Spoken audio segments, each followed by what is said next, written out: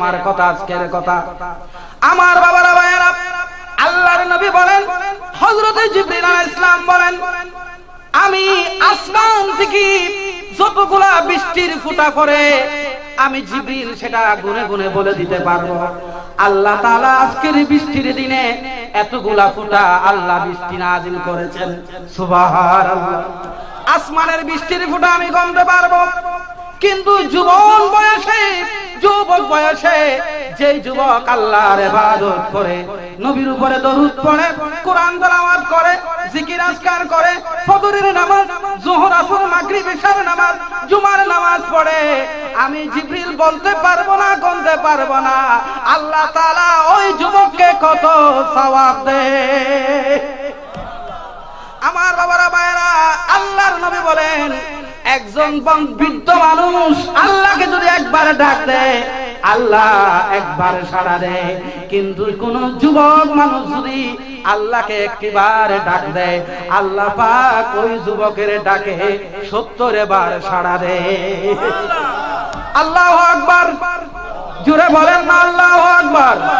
ও আমার বাবারা ভাইয়েরা, যৌবনকাল যদি ইবাদতের হয়, যৌবনকাল যদি নবীর পিছনে থাকেন, যৌবনকাল যদি রিয়াজতের হয়, আমার আল্লাহ বলবে যখন আপনি বুড়ো হয়ে যাবেন, জুমার নামাজ আর পড়তে পারবেন না, অসুস্থ হয়ে যাবেন, রোগাক্রান্ত হয়ে যাবেন, আপনি বাসায় থাকবেন কিন্তু জুমার নামাজ চলছে, আল্লাহ পাক বলে, ও আমার ফেরেশতারা, আমার বান্দার কি হয়েছে? কয় আল্লাহ তোমার বান্দা অসুস্থ, এই কারণে সে জুমার নামাজ পড়তে পারে না। আমার আল্লাহ বলে, তুমি তোমার যৌবনকালের ডায়েরি উল্টাও, যৌবনকালের ডায়েরি উল্টাও। যৌবনকালের ডায়েরি আছে না নাই? যৌবনকালের ডায়েরি উল্টায় আব্দুল জব্বারের ডায়েরি উল্টাও, সে কি যৌবনকালে জুমার নামাজ পড়েছে কিনা? ফেরেশতারা বলে, হ্যাঁ হ্যাঁ, সেই তো যৌবনকালে জুমার নামাজ পড়েছে, কিন্তু এখন অসুস্থ হয়ে গেছে, জুমার নামাজে যাইতে পারে না। আল্লাহ পাক বলে, ফেরেশতারা, তোমরা আমার জমামার এই বুড়ো বয়সের বান্দার ডায়েরি বন্ধ করবে না, সে মসজিদে যাইতে না পারলেও তার জন্য সওয়াব লিখতে থাকো।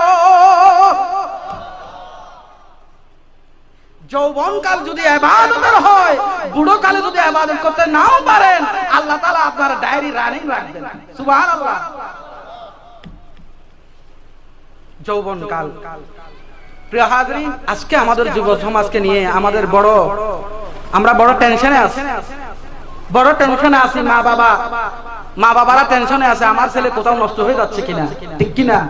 ছেলে ঘর থেকে বের হলে মা বাবার চোখে ঘুম থাকে না, কারণ চারিদিকে পরিবেশ নষ্ট, ভালো হওয়ার পরিবেশ কম, খারাপ হওয়ার পরিবেশ বেশি।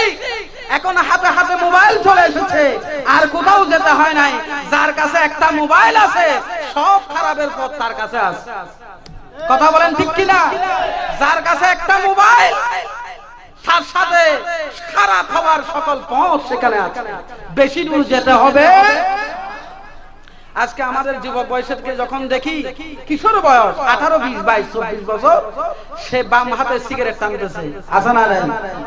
সিগারেট টানতেছে, ঠ্যাঙের উপরে ঠ্যাং দিয়া সিগারেট ধূমপান করছে, আর সে নিজেকে খুব স্মার্ট মনে করতেছে। সে মনে করতেছে সে গুল্লিপ সিগারেট খাচ্ছে, বেনসন খাচ্ছে, সে নিজেকে খুব স্মার্ট মনে করছে। এটা কি স্মার্ট, না তাকে শয়তানে পেয়েছে? এ বাবা বলেন, কি পেয়েছে? আজকে আমাদের যুব সমাজ মাদকাসক্ত, যুব সমাজ ইয়াবাসক্ত। সরকার কোমর বেঁধে নেমেছে মাদক বন্ধ করার জন্য, ইয়াবা বন্ধ করার জন্য, কিন্তু যুব সমাজ নষ্টের পথে চলে যাচ্ছে। এই যুব সমাজকে রক্ষা করতে হলে হিলফুল ফুজুলের দরকার আছে না নাই? বাবা বলেন, হিলফুল ফুজুলের দরকার আছে না নাই?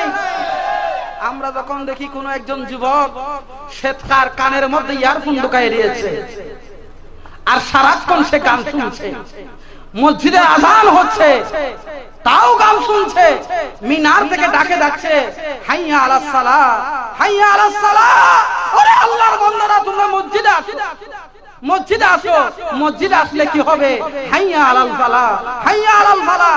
বান্দারে, আল্লাহ তোর জন্য রহমতের দরজা খুলবে। রহমতের দরজা খুলবে কে? আল্লাহ। আমরা যখন দেখি আমাদের যুব সমাজ এখন দাঁড়িয়ে রাখে, কি রাখে? কিন্তু দাড়ি রাখে নবীর স্টাইলে না, দাড়ি রাখে নায়কের স্টাইলে, খেলোয়াড়দের স্টাইলে। আল্লাহ রাসূলের দাড়িকে নিয়ে মস্কারি করে, কতক্ষণ এদিকে রাখে, কতক্ষণ এদিকে রাখে, কতক্ষণ এদিকে রাখে, কতক্ষণ এদিকে রাখে, আবার 5 দিন পরে দেখি আবার দাড়িটা শেভ করে ফেলেছে। আস্তাগফিরুল্লাহ, নাউযুবিল্লাহ। আল্লাহর নবীর উম্মত তুমি নবীর দাড়ি কাটে নিয়ে এইভাবে করলা, কতক্ষণ কবির মতো, কতক্ষণ গায়িকার মতো, কতক্ষণ নাটকের অভিনেতার মতো, কতক্ষণ খেলোয়াড়দের মতো তুমি নবীর উম্মত, কি জবাব নবীকে দিবা? আছে না নাই? আল্লাহ আমাদের এই ভাইদেরকে হেদায়েত করুন।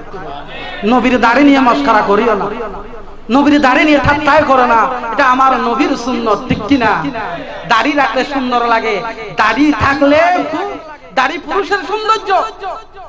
সমস্ত নবীরা দাড়ি রেখেছেন, সাহাবায়ে কেরামরা দাড়ি রেখেছেন, সমস্ত আল্লাহর ওলিরা দাড়ি রেখেছেন, দাড়ি চেহারার সৌন্দর্য। আমরা যখন দেখি আমাদের যুব সমাজ, সে টাকনুর নিচে প্যান্ট পরেছে, ফিসুরি ব্যাগ দেখা যায়, বুঝুন না, তার নানারও বাড়ি হালারও বাড়ি ব্যাগ দেখা যায়, নিচে নামতে রাস্তা ব্যাগ দেখা যায় তার, কিন্তু নিচে ফ্যান দিবে বলছি, টাকনুর নিচে যায়, ঠ্যাঙ্গুর নিচে যায়, রাস্তা আর ঝাড়ু দেওয়া লাগবে না, সিটি কর্পোরেশনের কোন মেয়ে আর লাগবে